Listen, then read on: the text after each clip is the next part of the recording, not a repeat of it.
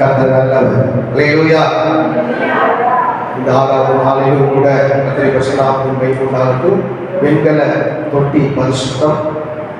வெண்கல தொட்டியை தொடுகிறது எல்லாம் பரிசுத்தமாய் மாறும் என்கிற தலைப்பில் இன்றைக்கு 6வது நாளில் என்ன பார்க்க போகிறோம். அல்லேலூயா. நேற்று 5வது நாளில் என்ன பார்த்தோம்? பலிபீடம் பரிசுத்தம். பலிபீடத்தை தொடுகிறதெல்லாம் பரிசுத்தமாக இருக்கும் என்று சொல்லி நாம் பார்த்தோம். இன்றைக்கு 6வது நாளிலும் வெண்கல தொட்டி பரிசுத்தம். வெண்கல தொட்டி தொடுகிறது எல்லாம் பரிசுத்தமாய் மாறும் என்ற தலைப்பில் நாம் இன்றைக்கு பார்க்க போகிறோம். யாத்திராகமம் 40ஆம் அதிகாரம் 11வது வசனத்தை தியானத்திற்காக நாம் எடுத்துக்கொள்வோம்.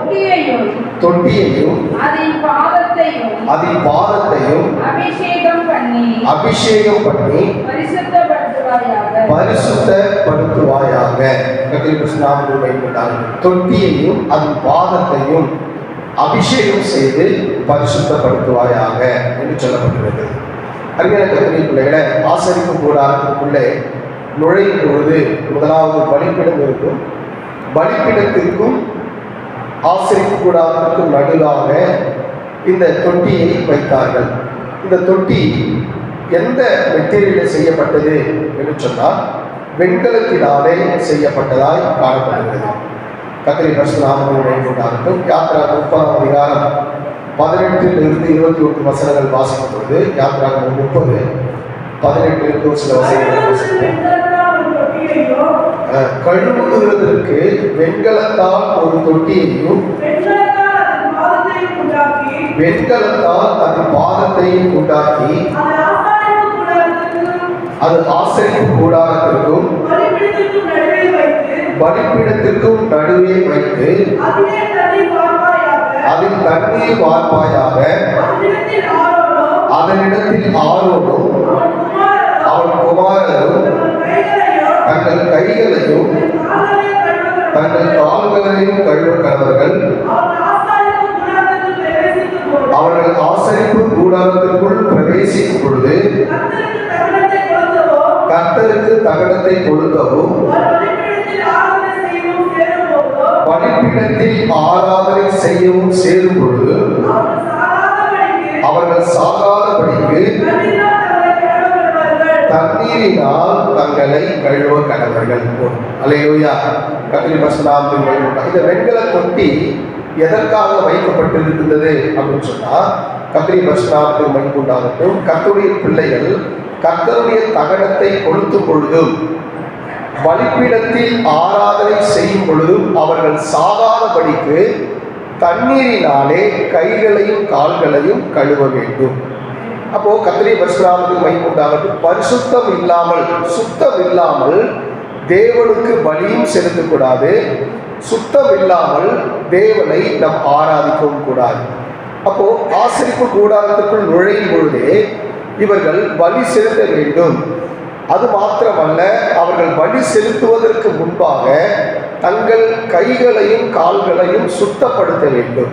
கர்த்தருடைய பரிசுத்த நாமத்திற்கு மகிமை உண்டாகட்டும். அப்போ இந்த தொட்டி கர்த்தருடைய பரிசுத்த நாமத்திற்கு மகிமை உண்டாகட்டும் வெண்கலத்தினாலே ஆக்கப்பட்டதாய் இருக்கிறது. கர்த்தருடைய பரிசுத்த நாமத்திற்கு மகிமை உண்டாகட்டும். அருமையான கர்த்தருடைய பிள்ளைகளை, வெண்கலம் அப்படின்னு சொல்லும் பொழுது கர்த்தருடைய பரிசுத்த நாமத்திற்கு மகிமை உண்டாகட்டும் 88% செம்பும் 12% தகரமும் சேர்ந்ததுதான் வெண்கலம். இது சிகப்பு பிளஸ் பழுப்பு நிற கலரிலே காணப்படும். கர்த்தருடைய பரிசுத்த நாமத்திற்கு மகிமை உண்டாகட்டும். அருமையான கர்த்தருடைய பிள்ளைகளை, பித்தளைக்கும் செம்புக்கும் என்ன வித்தியாசம் அப்படின்னு சொன்னா, பித்தளை அப்படின்னு சொல்லும் பொழுது செம்பு 66%, துத்தநாகம் 34% சேர்ந்தது பித்தளையாய் காணப்படுகிறது. அது தங்கம் பிளஸ் மஞ்சள் நிறம் சேர்ந்ததாய் காணப்படுகிறது. ஆனால் இந்த செம்பு என்று சொல்லப்படுவது சிகப்பு பிளஸ் பழுப்பு நிறம், இது ரெண்டும் சேர்ந்த கலர். கர்த்தருடைய பரிசுத்த நாமத்திற்கு மகிமை உண்டாகட்டும். அருமையான கர்த்தருடைய பிள்ளைகளே, சிகப்பு என்று சொன்னாலுமே இயேசுவின் ரத்தத்திற்கு ஒப்பனையாக காணப்படுகிறது. கர்த்தருடைய பரிசுத்த நாமத்திற்கு மகிமை உண்டாகட்டும். வாசமா சொன்னாலும் இப்போ நீங்க கெமிஸ்ட்ரி கிளாஸ் நடக்குது. சரி, கர்த்தர் நல்லவர். அப்ப நல்லா கவனிக்கணும். இந்த வெண்கலம் எப்படிப்பட்ட கலர் அப்படின்னா சிகப்பு பிளஸ் பழுப்பு நிறம் சேர்ந்ததுதான் வெண்கலம். அப்போ இந்த சிகப்பு நிறம் எதை காண்பிக்கிறது அப்படின்னா இயேசுவின் இரத்தத்துக்கு அடையாளமாக காணப்படுகிறது.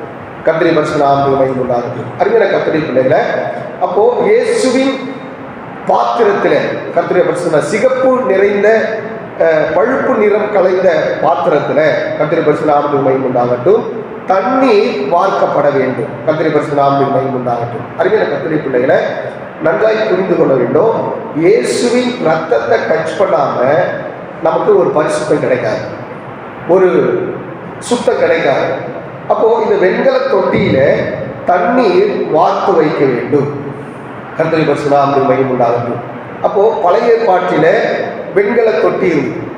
இப்ப பிரசன்ட், இப்ப நம்ம சர்ச்சில் எது தொட்டி அப்படின்னு சொன்னா ஞானஸ்நான தொட்டி. அல்லேலூயா.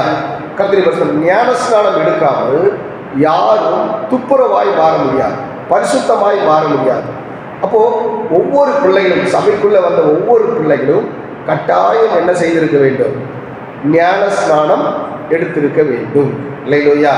அப்போ ஞானஸ்நானம் எடுக்காத பிள்ளைங்க இந்த 40 நாள் ஜப முடிவில் ஒரு தீர்மானம் பண்ணுங்க. இந்த 40 நாள் ஜப முடிவில் ஞானஸ்நான ஆராதனை இருக்கிறது. அப்போ எடுக்காத பிள்ளைங்க என்ன பண்ணணும்? நீங்கள் சுத்தமாவதற்காக, பரிசுத்தமாவதற்காக நீங்கள் என்ன செய்ய வேண்டும்? நீங்கள் உங்களை அர்ப்பணிக்க வேண்டும். அல்லேலூயா. சரி, கர்த்தருடைய பரிசுத்த நாமத்துக்கு மகிமை உண்டாகட்டும். அருமையான கர்த்தருடைய பிள்ளைகளை, அப்போ அவர்கள் சாகாதபடிக்கு ஆராதனை செய்யும் பொழுது கர்த்தருடைய பரிசுத்த நாமத்துக்கு மகிமை உண்டாகட்டும். கர்த்தருக்கு தகனங்களை கொடுக்கும் பொழுதும் அவர்கள் சாகாதபடிக்கு கைகளையும் கால்களையும் அவர்கள் என்ன செய்ய வேண்டும்? கழுவ வேண்டும். கர்த்தருடைய பரிசுத்த நாமத்துக்கு மகிமை உண்டாகட்டும். அருமையான கர்த்தருடைய பிள்ளைகளை, யாத்திராகமம் 40ஆம் அதிகாரம் 30-31 வசனங்களிலே வாசிக்கும் பொழுது, யாத்திராகமம் 40-30-31 கர்த்தருடைய ஆசரிப்பு கூடாரத்திற்கும் பலிபீடத்திற்கும் நடுவே தொட்டியை வைத்து கழுவுகிறதற்கு அதிலே தண்ணீரை வார்த்தான். அவ்விடத்தில் மோசேயும் ஆரோனும் அவன் குமாரரும் தங்கள் கைகளையும் கால்களையும் கழுவினார்கள். அல்லேலூயா. அப்ப அருமையான கர்த்தருடைய பிள்ளைகளை, இந்த வெண்கல தொட்டியில தண்ணீர் எதற்காக என்று சொன்னால், கர்த்தருடைய பரிசுத்த நாமத்துக்கு மகிமை உண்டாகட்டும், கைகளையும் கால்களையும் கழுவும்படியாக. கர்த்தருடைய பரிசுத்த நாமத்துக்கு மகிமை உண்டாகட்டும். அருமையான கர்த்தருடைய பிள்ளைகளை, அப்போ இந்த வெண்கல தொட்டி செய்வதற்கு எந்த மெட்டீரியல் அப்படின்னு சொல்லும் பொழுது வெண்கலம் என்று சொல்லி, இந்த வெண்கலத்தை எப்படி கொண்டு வந்தார்கள் என்று சொன்னால், தேவனுடைய ஆசரிப்பு கூடாரத்திலே பணி செய்கிற, வாசலிலே பணி செய்கிற ஸ்திரீகள் தான் இந்த வெண்கல தொட்டி செய்வதற்குரிய மெட்டீரியலை கொடுத்தாங்க. கர்த்தருடைய பரிசுத்த நாமத்துக்கு மகிமை உண்டாகட்டும். யாத்திராகமம் 38ஆம் அதிகாரம் 8வது வசனத்திலே வாசிக்கும் பொழுது, யாத்திராகமம் 38:8 ஆசரிப்பு கூடாரத்தின் வாசலில் கூட்டம் கூட்டமாய் கூடின ஸ்திரீகளில் தர்ம பணங்களினாலே வெண்கல தொட்டியையும் அதன் பாதத்தையும் உண்டாக்கினார்கள். அல்லேலூயா. கர்த்தருடைய பரிசுத்த நாமத்துக்கு மகிமை உண்டாகட்டும். அப்போ ஆசரிப்பு கூடாரத்தின் வாசலிலே கூட்டம் கூட்டமாக ஸ்திரீகள் என்ன செய்தார்கள்? அவர்கள் தேவனுடைய வேலையை செய்தார்கள். அப்ப தேவனுடைய வேலையை செய்கிற ஸ்திரீகள் தான் தர்ம பணங்களினாலே என்று சொல்லப்படுகிறது. அல்லேலூயா. கர்த்தருடைய பரிசுத்த நாமத்துக்கு மகிமை உண்டாகட்டும். இன்னொரு டிரான்ஸ்லேஷன் பைபிளில் சொல்லப்பட்டிருக்குது, இந்த வெண்கல அவங்க முகம் பார்ப்பதற்காக வெண்கல கண்ணாடி யூஸ் பண்ணாங்க. கர்த்தருடைய பரிசுத்த நாமத்துக்கு மகிமை உண்டாகட்டும். அப்போ அந்த காலத்திலெல்லாம் முகம் பார்ப்பதற்கு எதை பயன்படுத்தினாங்க அப்படின்னா, வெண்கலத்தினால் செய்த கண்ணாடி. இப்போ நம்ம முகம் பார்ப்பதற்கு கண்ணாடி யூஸ் பண்ணோம். அப்போ அவங்க வெண்கலத்தால் ஆனது அந்த முகம் பார்ப்பதற்கு அந்த மெட்டீரியலை யூஸ் பண்ணாங்க. கர்த்தருடைய பரிசுத்த நாமத்துக்கு மகிமை உண்டாகட்டும். முகம் பார்ப்பதற்காக பயன்படுத்தப்பட்டாங்க. அப்போ அதெல்லாம் ஒன்றா சேர்த்து கொடுத்தாங்க. ஆசாரியன் என்ன செஞ்சா அப்படின்னு சொன்னால், அதையெல்லாம் ஒன்றா போட்டு வெண்கலத்தை உருவாக்கி அதில் ஒரு தொட்டியை செய்தான் என்று சொல்லி இன்னொரு டிரான்ஸ்லேஷனில் சொல்லப்பட்டுள்ளது. அப்போ அருமையான கர்த்தருடைய பிள்ளைகளை, கர்த்தருடைய பரிசுத்த நாமத்துக்கு மகிமை உண்டாகட்டும். அப்போது ஸ்திரீகள் தான் என்ன செய்தார்கள்? இந்த வெண்கல தொட்டி செய்வதற்குரிய மெட்டீரியல் என்ன பண்ணாங்க? கொடுத்தார்கள். அல்லேலூயா. கர்த்தருடைய பரிசுத்த நாமத்துக்கு மகிமை உண்டாகட்டும். யாத்திராகமம் 40ஆம் அதிகாரம் 7வது வசனத்திலே வாசிக்கும் போது, தொட்டியை ஆசரிக்கும் கூடாரத்திற்கும் பலிபீடத்திற்கும் நடுவே வைத்து அதில் தண்ணீர் வார்த்தார்கள். அல்லேலூயா. கர்த்தருடைய பரிசுத்த நாமத்துக்கு மகிமை உண்டாகட்டும். அருமையான கர்த்தருடைய பிள்ளைகளே, இந்த வெண்கல தொட்டியினுடைய அளவு என்ன என்று சொன்னால், கர்த்தருடைய பரிசுத்த நாமத்துக்கு மகிமை உண்டாகட்டும், இங்கு மோசே செய்த வெண்கல தொட்டியினுடைய அளவு எந்த இடத்திலும் சொல்லப்படவில்லை. கர்த்தருடைய பரிசுத்த நாமத்துக்கு மகிமை உண்டாகட்டும். ஆனால் சாலமோன் கட்டின ஆலயத்திற்கு முன்பாக ஒரு கடல் தொட்டியை அவன் உண்டாக்கினான். அதற்கு அளவுகள் சொல்லப்பட்டிருக்கிறது. கர்த்தருடைய பரிசுத்த நாமத்துக்கு மகிமை உண்டாகட்டும். வேதத்தில் நாம் பார்க்கும் பொழுது 1 நாளாகமம் 7ஆம் அதிகாரம் 23 to 26 வசனங்கள் வாசிக்கும் பொழுது, அங்கு சாலமோன் அங்கு ஆண்டவருடைய ஆலயத்தை அவன் ஆரம்பிக்கும் பொழுது ஒரு வெண்கல கடல் தொட்டியை அவன் உண்டாக்கினான். கர்த்தருடைய பரிசுத்த நாமத்துக்கு மகிமை உண்டாகட்டும். 2 நாளாகமம் 4ஆம் அதிகாரம் 2-3 வசனங்களிலும் அதை குறித்து சொல்லப்பட்டிருக்கிறது. கர்த்தருடைய பரிசுத்த நாமத்துக்கு மகிமை உண்டாகட்டும். 2 நாளாகமம் 4:2-3 வாசிப்போம். வெண்கல கடல் தொட்டியையும் வார்ப்பித்தார்.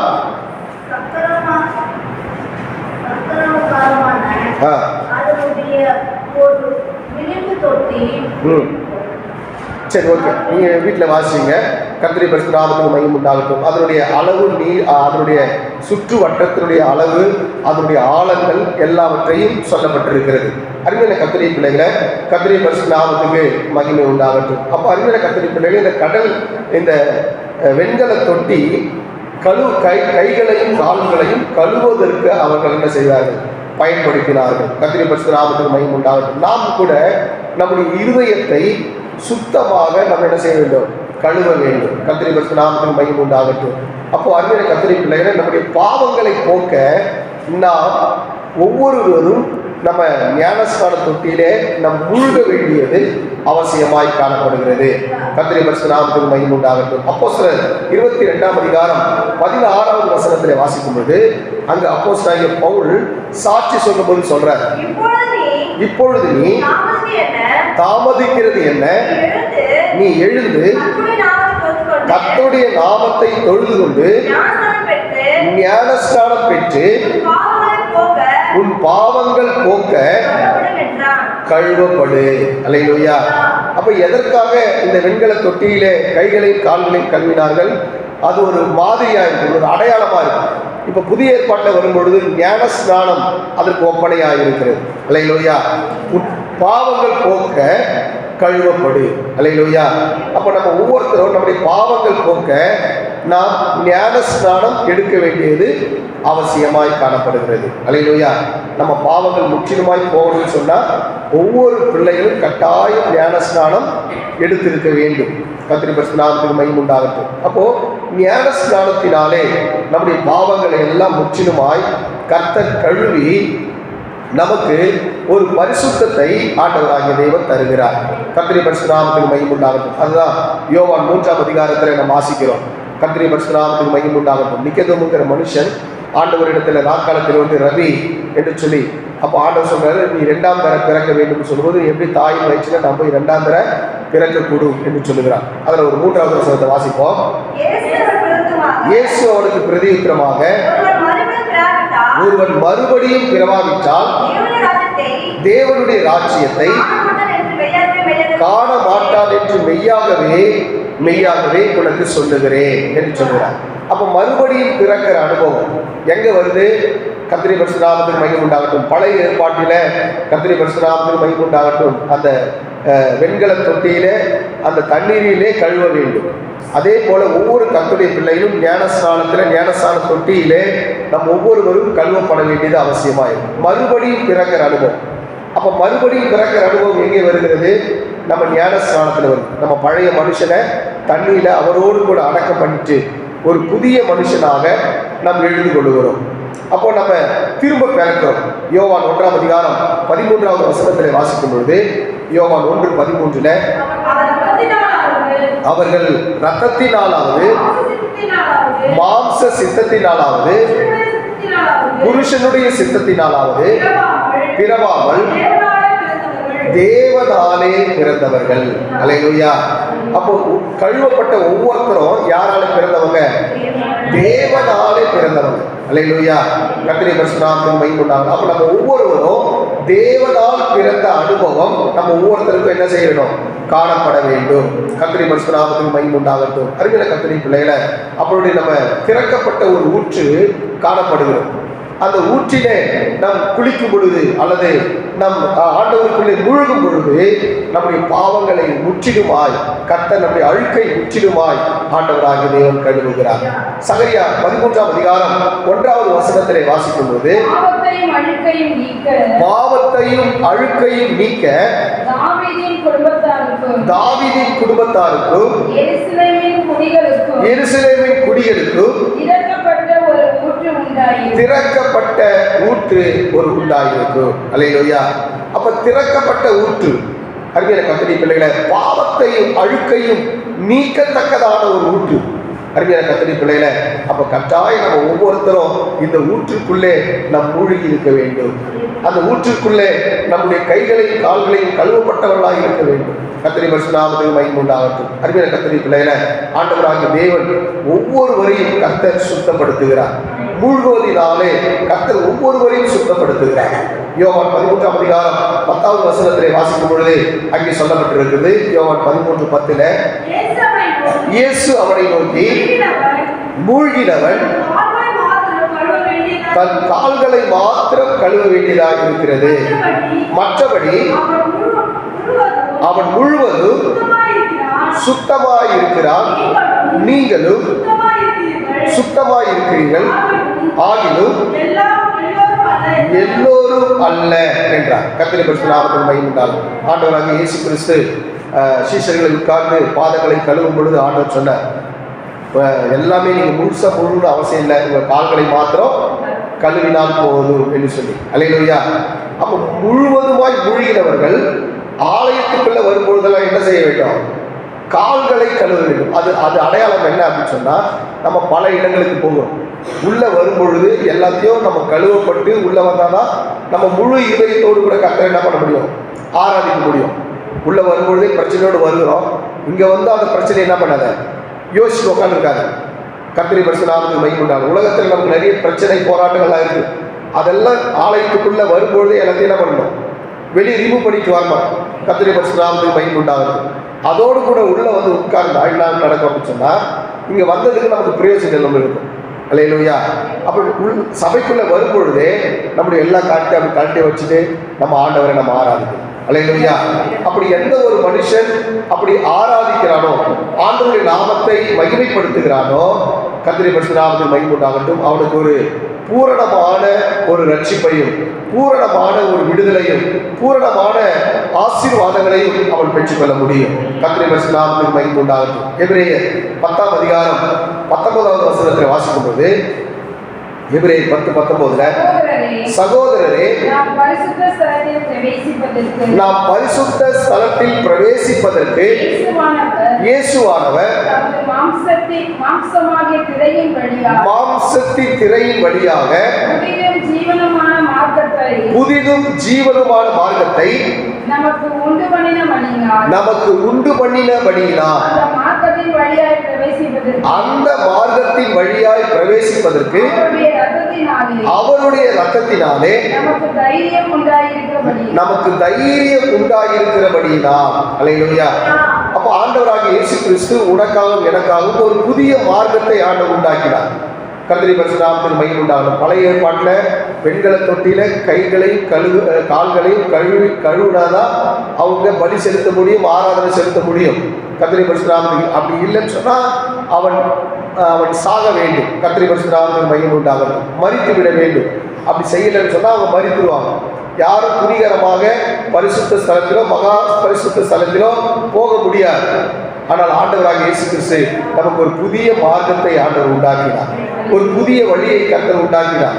அப்ப இயேசு கிறிஸ்துவின் மூலமாக நாம் எல்லா இடங்களுக்கும் போவதற்கு தைரியம் உள்ளவர்களாய் மாறுபடியாக நம் ஒவ்வொருத்தரும் ஸ்நானம் பண்ண வேண்டியது அவசியமாய் காணப்படுகிறது. அல்லேலூயா. அதுல எபிரேயர் 10ஆம் அதிகாரம் 21, 22 வசனங்களை வாசிக்கும் போது, தேவனுடைய வீட்டின் மேல் அதிகாரியாக மகா ஆசாரியர் நமக்கு ஒருவர் இருக்கிறபடியினாலும் துர்மனசாட்சி நீங்க தெளிக்கப்பட்ட இருதயம் உள்ளவர்களாயும் சுத்த ஜலத்தால் கழுவப்பட்ட சரீரம் உள்ளவர்களாயும் உண்மையுள்ள இருதயத்தோடு விசுவாசத்தின் பூரண நிச்சயத்தோடு சேர கடவோம். அல்லேலூயா. அப்போ கழுவப்பட்ட சரீரம் கர்த்தருடைய நாமத்தில் மகிமைப்பட்டார். சுத்தமாக்கப்பட்ட இருதயம், சுத்தமாக்கப்பட்ட ஆவியாய் கர்த்தர் நம்ம ஒவ்வொருத்தரையும் ஆண்டவர் மாற்ற வேண்டும். அல்லேலூயா. அருமையான கர்த்தருடைய பிள்ளைகளை, அப்போ நம்ம எப்படி நம்ம ஆண்டவர் நம்மளை சுத்தப்படுத்துகிறார்னா, பழைய ஏற்பாட்டில் வெண்கல தொட்டியில் இருந்த தண்ணியினாலே அவர்களை சுத்தப்படுத்தினார். இப்பொழுது ஞான ஸ்நானத்தினாலே கர்த்தர் நம்மை சுத்தப்படுத்துகிறார். அல்லேலூயா. அப்போ ஞான ஸ்நானத்திலே மாத்திரமல்ல, ஆண்டவருடைய வசனத்திலே நம்ம ஒவ்வொருத்தரும் என்ன செய்ய வேண்டும்? மூழ்க வேண்டும். கர்த்தருடைய பரிசுத்தநாமத்துக்கு மகிமை உண்டாகட்டும். திருவசனத்தை கொண்டு தண்ணீர் மூழ்கினாலே கர்த்தர் நம்மளை என்ன பண்றாங்களா?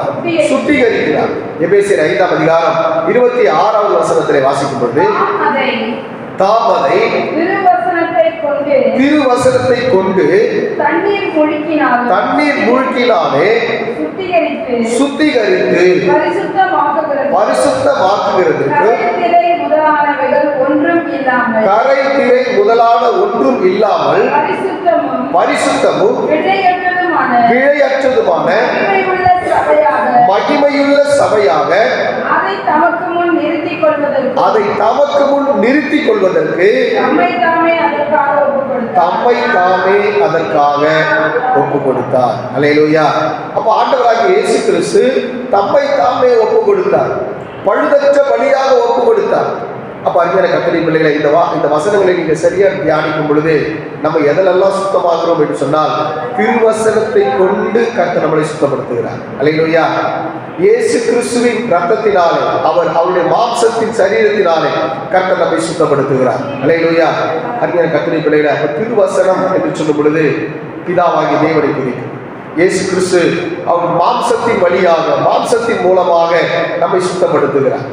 பரிசுத்த ஆவியானவர் மூலமாக நம்மை சுத்தப்படுத்துகிறார். தீத்து 3ஆம் அதிகாரம் 5-6 வசனங்களிலே வாசிக்கும் போது, தீத்து 3:5-6 கர்த்தருடைய பரிசுத்த நாமத்துக்கு மகிமை உண்டாகட்டும். நாம் செய்த நீதியின் கிரியை நிமித்தம் அவர் நம்மை ரட்சிக்காமல் தமது இரக்கத்தின்படியையும் மறு ஜென்ம முழுக்கினாலும் பரிசுத்த ஆவியினுடைய புதிதாக்குதலினாலும் நம்மை ரட்சித்தார். அல்லேலூயா.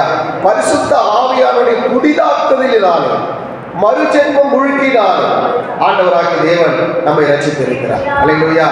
அப்ப பிதாவாகிய தேவன் வசனத்தை கொண்டு நம்மளை சுத்தப்படுத்துகிறார். குமாரனாகிய தேவன் ரத்தத்தை கொண்டு நம்மை சுத்தப்படுத்துகிறார். பரிசுத்த ஆவியானவர் முழுகுவதினாலே நம்மை ஆண்டவர் சுத்தப்படுத்துகிறார். அல்லேலூயா. அருமையான கர்த்தருடைய பிள்ளைகளை, அப்ப நம்ம ஒவ்வொருத்தரும் அன்றைய காலகட்டத்தில் வெண்கல தொட்டியிலே தண்ணீரிலே அவர்கள் கழுவினார்கள். இன்றைக்கு நம்ம ஞானஸ்நான தொட்டியிலே நம்ம ஒவ்வொருவரும் கழுவப்பட வேண்டியது அவசியமாய் காணப்படுகிறது. அல்லேலூயா. அருமையான கர்த்தருடைய பிள்ளைகளை, கர்த்தருடைய பரிசுத்த நாமத்துக்கு மகிமை உண்டாகட்டும். கலாத்தியர் 3ஆம் அதிகாரம் 27வது வசனத்திலே வாசிக்கும் பொழுது, கலாத்தியர் 3:27 கர்த்தருடைய பரிசுத்த நாமத்துக்கு மகிமை உண்டாகட்டும். ஏனெனில் கிறிஸ்துவுக்குள் ஞானஸ்நானம் பெற்ற எத்தனை பேரோ அத்தனை பேரும் கிறிஸ்துவை தரித்துக் கொண்டீர்களே. அல்லேலூயா. அப்ப ஞானஸ்நானம் எடுத்து எல்லாரும் யாரை தரித்துக் கொண்டிருக்கிறோம்? கிறிஸ்துவை தரித்துக் கொண்டிருக்கிறோம். அல்லேலூயா. அப்ப உலகத்தில் இருக்கிறவங்க யாரை பார்க்கணும்? பிரைஸ் எல்லாம். அல்லேலூயா. உலகத்தில் இருக்கிறவங்க யாரை பார்க்கணும்?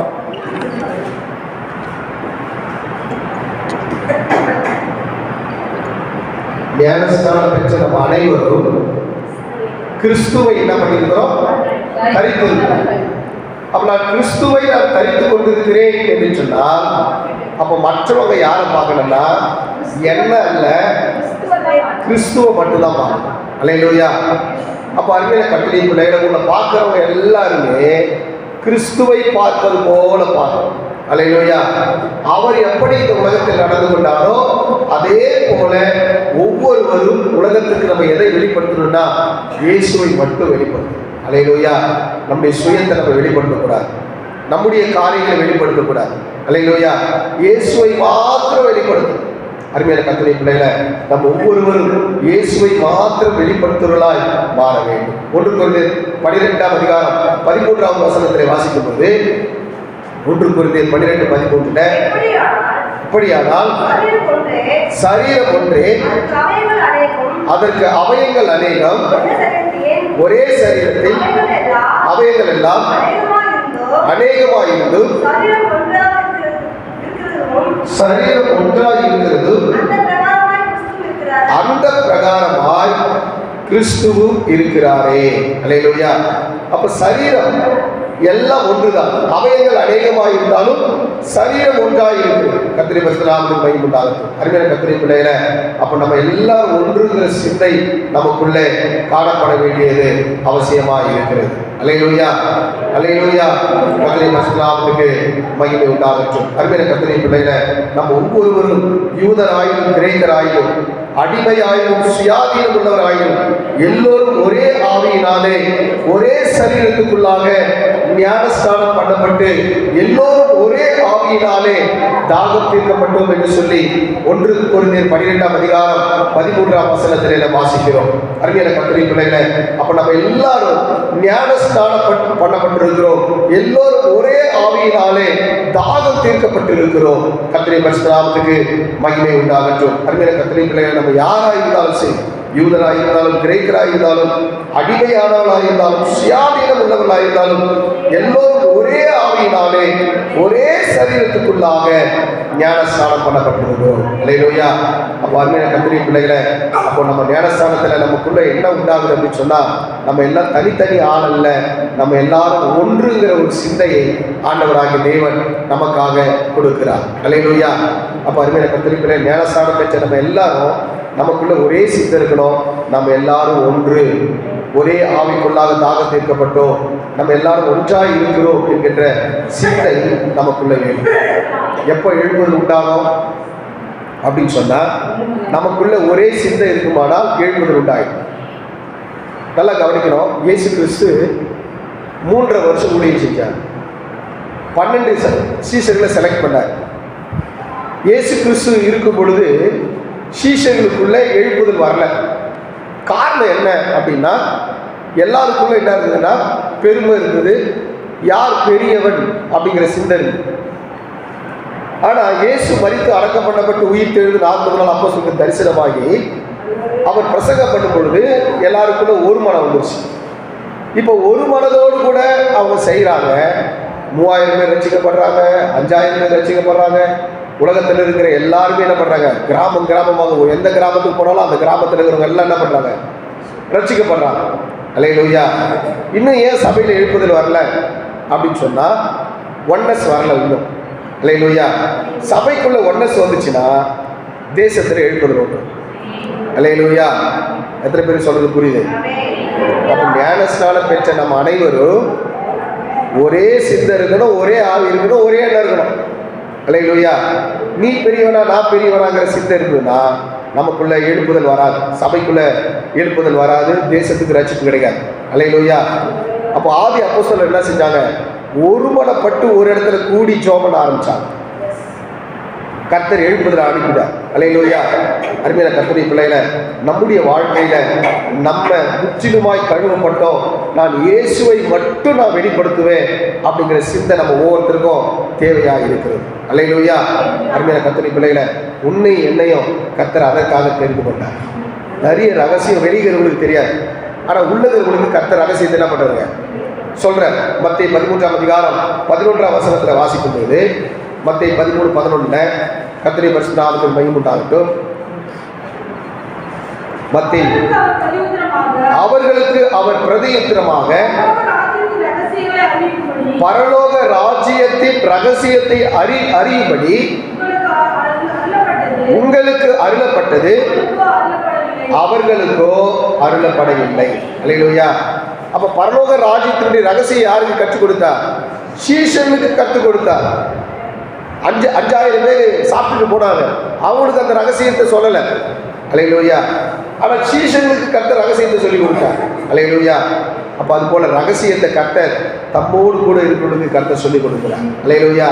அருமையான கர்த்தருடைய பிள்ளைகளை, வெண்கல தொட்டியில் இருக்கிற தண்ணீர் எதற்கு ஒப்படையா இருக்குன்னு சொன்னா, இப்பொழுது இருக்கிற ஞானஸ்தான தொட்டிக்கு ஒப்படையா இருக்கு. கட்டாயம் நம்ம ஒவ்வொருத்தரும் அதில் நம்ம மூழ்கி இருக்க வேண்டும், வசனத்தில் மூழ்கி இருக்க வேண்டும், பரிசுத்தாவியில் மூழ்கி இருக்க வேண்டும்.